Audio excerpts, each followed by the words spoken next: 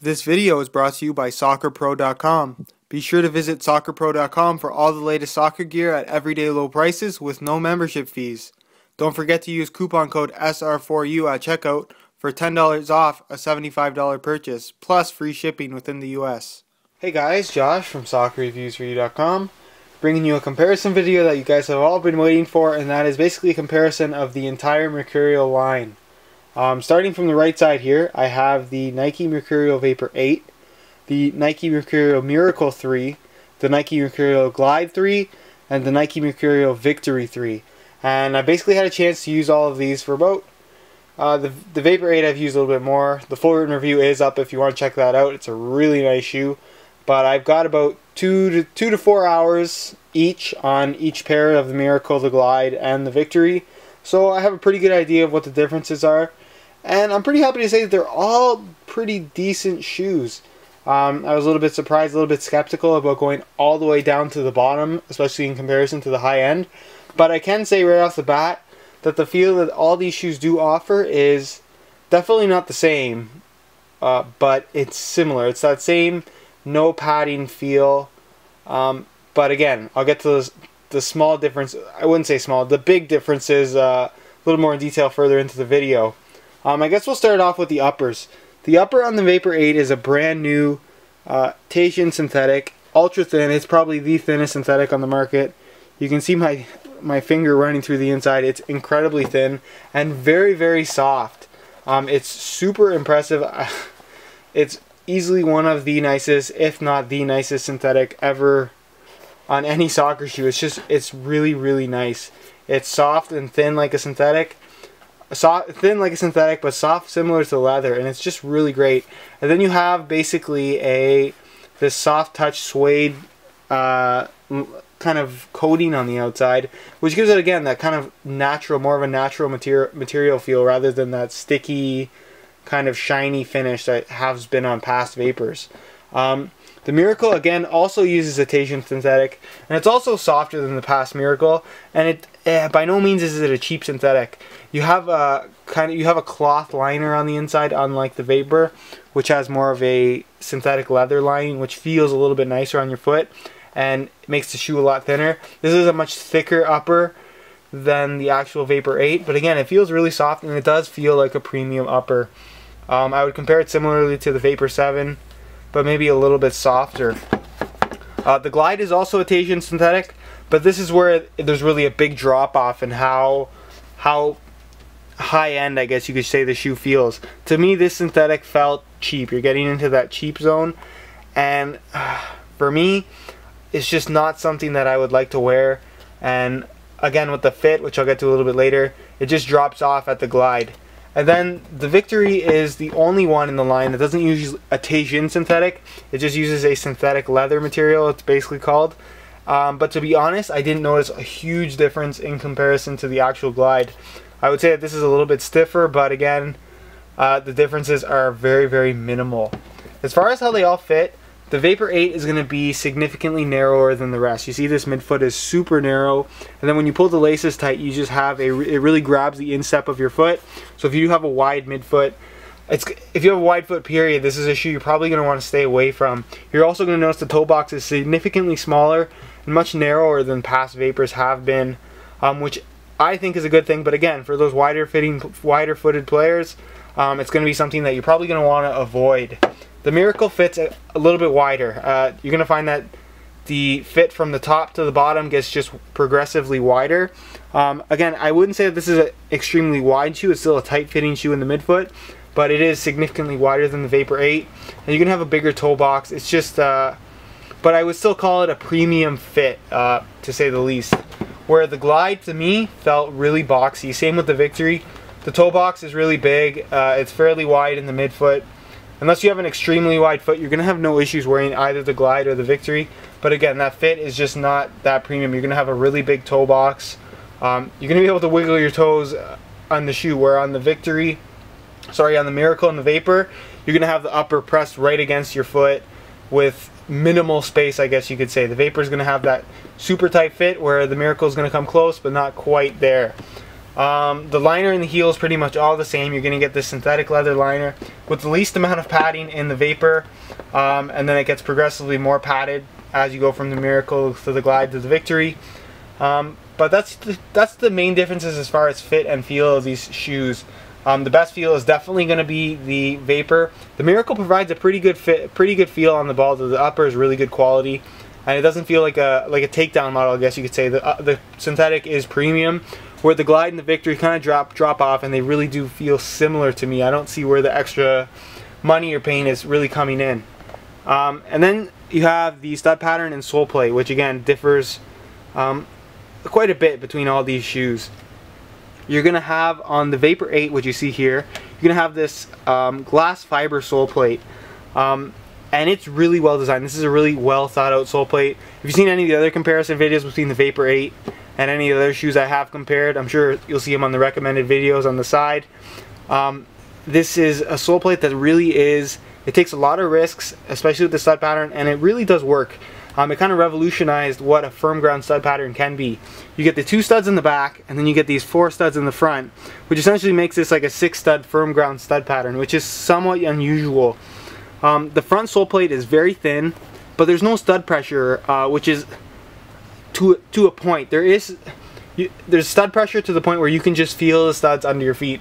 Not where it's going to hurt you, but there's a feeling of grip. If you read the review, I really kind of talked about it really well and explained how it felt.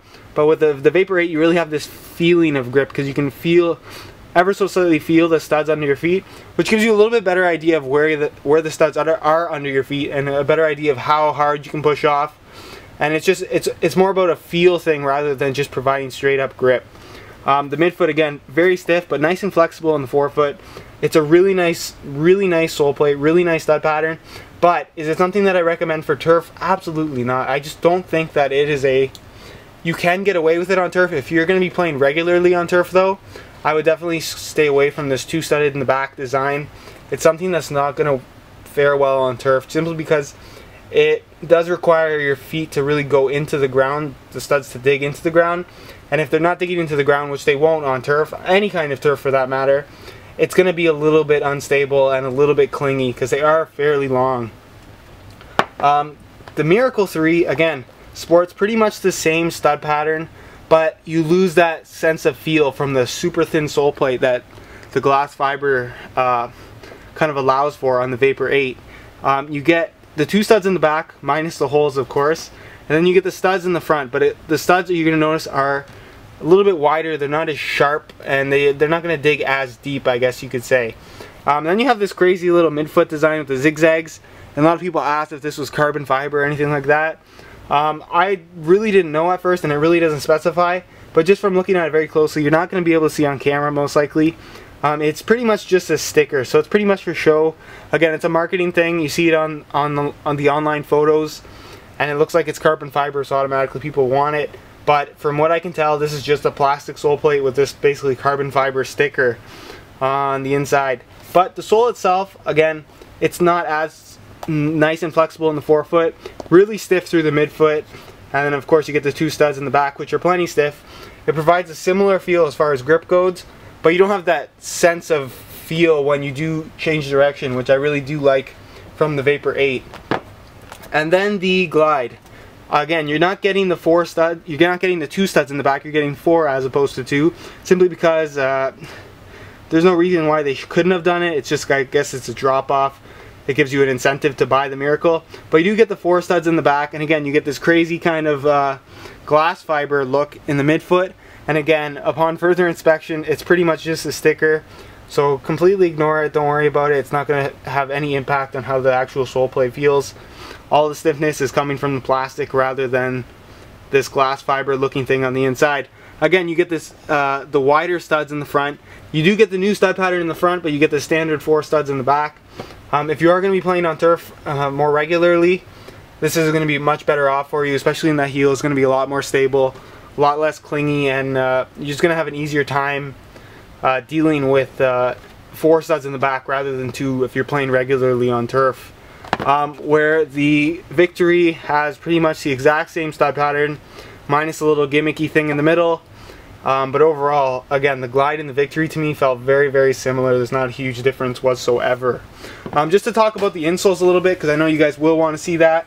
I have the VIII insole here, which is basically a perforated, very thin insole with kind of this just kind of canvas cloth-like design, cloth-like material on the outside.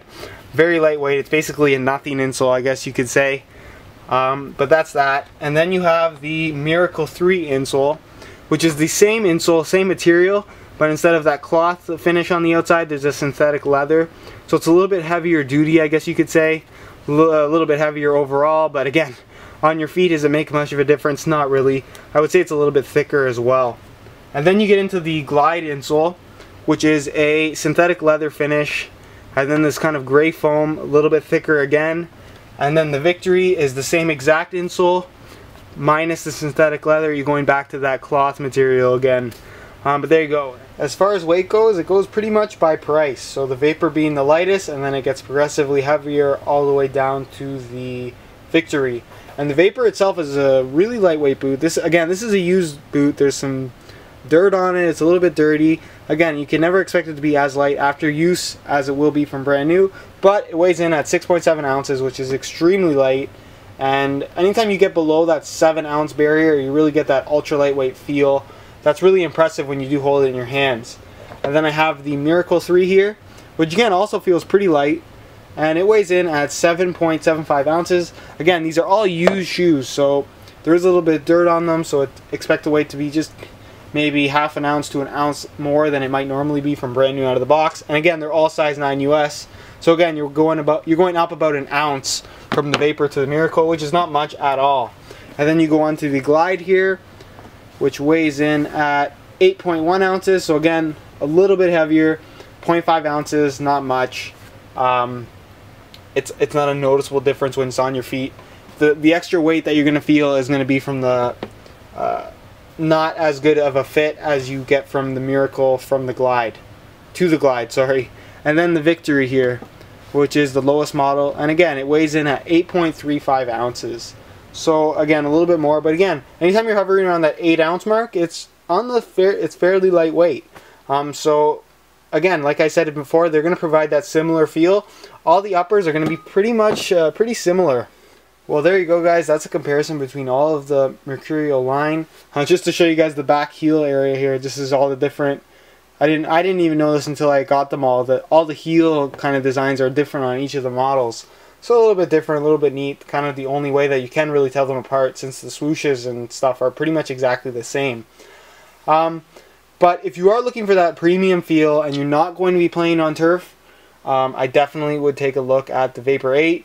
And even if your budget's not super high, I think the Miracle provides a comparable feel and still feels on the higher end of things. Whereas the Glide and the Victory, the Glide for me and the Victory felt very similar. So the difference in price, I can't see the warrant in getting the Glide over the Victory, simply because they feel so similar. There's not much of a difference at all. And just finding out that that midfoot area is pretty much a sticker rather than actual some kind of composite material, there's really no reason to get the Glide, I guess you could say. And the Victory, again, it retails at about $65, which is really reasonable. But if you ever heard me talk about kind of takedown models in general, it's hard for me to recommend a takedown model, simply because I feel like at that $65, $70 range, you can always find something on sale, or even a higher end shoe from another brand like Diadora, Lotto, Puma even has some really great deals on stuff that's just on sale. If it's an older model from last year and you can get it for the same price as a takedown from this year's model, always go for that older model, simply because you can catch some really good deals. Again, if you want to check out the high quality pictures of all of these shoes and the full written reviews, only the full written review for the VIII is up so far. But if you do see an annotation here, if you're watching this a little bit later, and there is an annotation saying that the reviews are up, then you can check out all the written reviews for the other 3 shoes. There you go. If you want to see unboxing videos for all of these shoes, there'll be annotations on the left side of the screen for all of these shoes. If you want to check those out. And again, the high quality pictures, buy it now links, and the full written reviews will be up pretty soon. Also, if you are interested in any questions you have to ask not related to this video, go ahead and ask that on my Facebook page. There'll be a link in the description. And as always, guys, thanks for watching.